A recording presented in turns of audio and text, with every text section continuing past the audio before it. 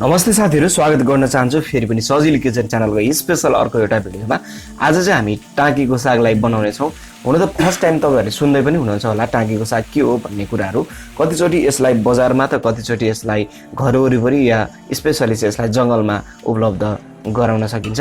जंगलमा नै प्राय जसो पाउने गरिन्छ। धेरै नै पहिलादेखि नै यसलाई प्रयोग गरिआएको पाउने गरिन्छ। च्यानलमा पहिलोचोटी नयाँ हुनुहुन्छ भने च्यानललाई सब्स्क्राइब पनि गर्नुहोस् र बनाउनको लागि चाहिँ एउटा भाँडामा अलिकति तेललाई राख्ने। तेल तातिसकेपछि सिंगो जिरालाई राखिदिने। अब अलिकति लसुनलाई राख्ने, प्याजलाई पनि राखिदिने।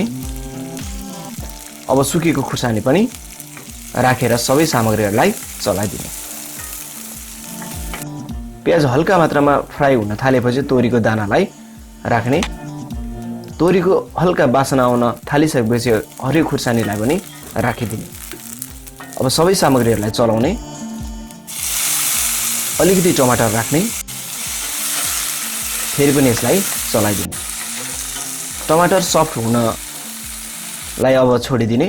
यो चाहिँ मैले टाकीको साग लिएको छु जसलाई मैले पहिले नै सफा गरेर धोएर राखिसकेको छु। अब माथिबाट सागलाई यसरी राखिदिने र यसरी पनि चलाउँदै जाने। टाकीको साग अति नै सजिलो तरिकाले बनाउन पनि सकिन्छ। अब अलिकति नुनलाई राख्ने र चलाइदिने। र मैले पनि यसरी चलाइरहेको छु। अलिकति पानी पनि राख्ने।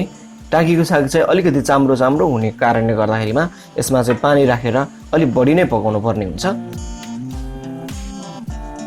यसरी उम्लन थाली पनि सकेको छ। अब बीचमा यसलाई चलाइदिने।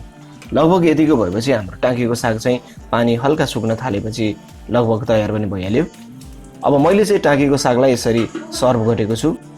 अति नै स्वादिलो पनि बनेको थियो र डिफरेन्ट स्वादको यो टाकीको सागको रेसिपी तपाईहरुलाई कस्तो लाग्यो?